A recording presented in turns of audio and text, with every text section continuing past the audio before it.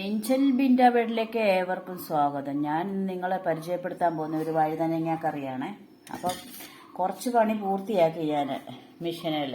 എനിക്ക് ഒരു 28ൻ്റെ തുണി പൂർത്തിയാക്കി കൊടുക്കാനുണ്ട്. ഞാനത് പൂർത്തിയാക്കി കൊടുത്തിട്ട് ഒരു ഉച്ചയായപ്പോഴത്തേക്ക് അടുക്കളയിലേക്ക് കയറിയതാണ്. മണി 12 ആകാൻ പോകുന്നത്. അപ്പോൾ ഞാൻ പറയാൻ വരുന്നത്, നമ്മൾ ഇത്രയും വലിപ്പമുള്ള വഴുതനങ്ങ മേടിക്കരുത്. അതിന് മിക്കവാറും ചിലപ്പോൾ അതിനകത്ത് അഴുക്കായിരിക്കും. കണ്ടോ?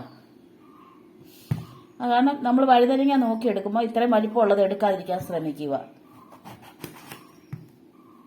കുറച്ച് ഭാഗം എങ്ങനെയാണേലും കേടുവരും. ഇതിപ്പോൾ തന്നെ ഇത്രയും ഭാഗം കേടായിപ്പോയി. കേടായത് നമുക്ക് കളയാം. എന്തിനാ പുഴു കയറിയത് അല്ലേ? കുറച്ച് ഭാഗം പോയി.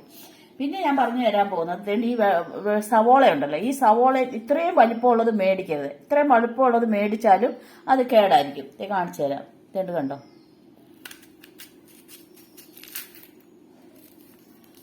കണ്ടോ? കുറച്ച് ഭാഗം അഴുക്കായിട്ടിരിക്കുന്നുണ്ടോ? വേണ്ട. അത് ഇടത്തരവോ ചെറുതോ മേടിക്കാൻ നോക്കുക. വലുത് മേടിക്കരുത്. വലുത് മേടിച്ചാൽ തന്നെ ഇത്രയും ഭാഗം കേടാക്കി നമുക്ക് കളയേണ്ടി വരും. നമ്മൾ പൈസ കൊടുക്കുന്ന സാധനമല്ലേ. പൈസ കൊടുത്തിട്ട് നമ്മൾ അയ്യത്ത് കളയുന്നതിനേക്കാൾ നല്ലല്ലേ നമ്മൾ നോക്കിയെടുക്കുന്നത്. നമുക്ക് നോക്കിയെടുക്കാൻ പറ്റിയ സ്ഥിരം ഒരു പച്ചക്കറിയുടെ കടയിൽ നിന്ന് മേടിക്കുവാണെങ്കിൽ നമുക്ക് നോക്കിയെടുക്കാൻ പറ്റും. എളുപ്പം ചെന്ന് ഒരാളുടെ നിന്ന് മേടിക്കുവാണെങ്കിൽ അവർ നോക്കിയെടുക്കാൻ സമ്മതിക്കത്തില്ല. സ്ഥിരം ചെല്ലുന്നവരാകുമ്പോഴത്തേക്ക് ഞങ്ങളുടെ കസ്റ്റമർ ആണല്ലോ, ഞങ്ങൾക്ക് അവർ തിരഞ്ഞെടുത്തോട്ട് കുഴപ്പമില്ല. ഞാൻ മിക്കവാറും റോഡിൽ പോയി മേടിക്കാറില്ല. ഇവിടെ വീടിന്റെ വാതിൽക്കൽ കൂടെ പച്ചക്കറിക്കാർ വരും, അവരുടെ ഇതാണ് മേടിക്കുന്നത്. ഇത് അതിലും ചെറുതാ, ഇതിന് വലിയ കുഴപ്പമില്ല.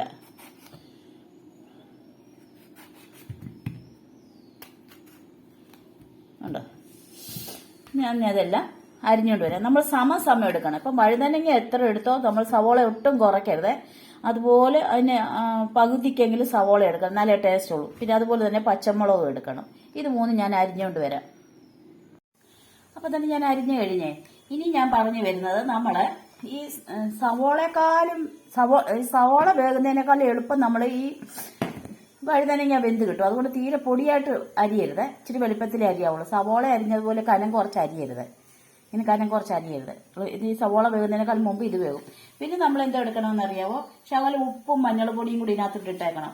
മഞ്ഞൾപ്പൊടിയും ഉപ്പും. കാരണം ചൂട് തട്ടുമ്പോഴേ ചിലപ്പം ഈ വഴുതനങ്ങ അങ്ങ് വേകും. അപ്പം അവിടെ ഇവിടെയൊക്കെ ആയിട്ട് മഞ്ഞൾപ്പൊടി പിടിച്ചിരിക്കും, അല്ലെങ്കിൽ ഉപ്പ് പിടിച്ചിരിക്കും.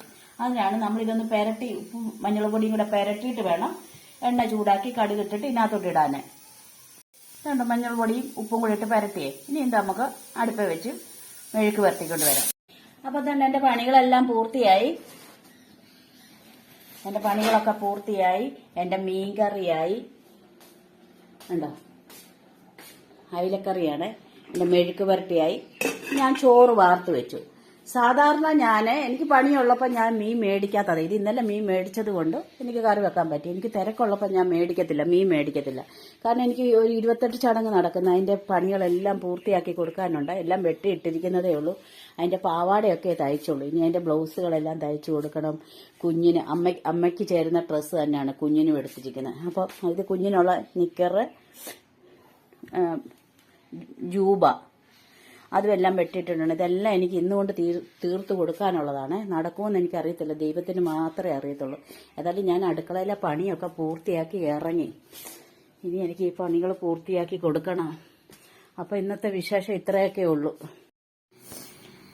അപ്പോൾ തന്നെ നമ്മൾ ഈ ഡ്രസ്സ് തയ്ച്ചു കഴിഞ്ഞ് നാളെ 28 കെട്ടാൻ പോകുന്ന കുഞ്ഞാവയ്ക്ക് വേണ്ടിയിട്ട് തയ്ച്ചതാണ്. ഇത് മുണ്ടുടുക്കുന്നതായിട്ട് വരും. ഇതിങ്ങനെ ഉടുത്ത് കഴിയുമ്പോഴത്തേക്ക് ഇത് ജുബ്ബ പോലെയും തയ്ച്ചു വെച്ചതാണ്. അവരുടെ തുണികളെല്ലാം ഞാൻ തയ്ച്ചെടുത്തു. ഇതേണ്ട ബ്ലൗസുകളെല്ലാം തയ്ച്ചു. പിന്നെ ഇത് അളവ് ബ്ലൗസാണ്. പിന്നെ ഇത് ഷാളാണ്. ഷാളല്ല, പാവാടയുടെ മുകളിലിടുന്ന ആപ്സാരി പോലുള്ള ഇത് പാവാട.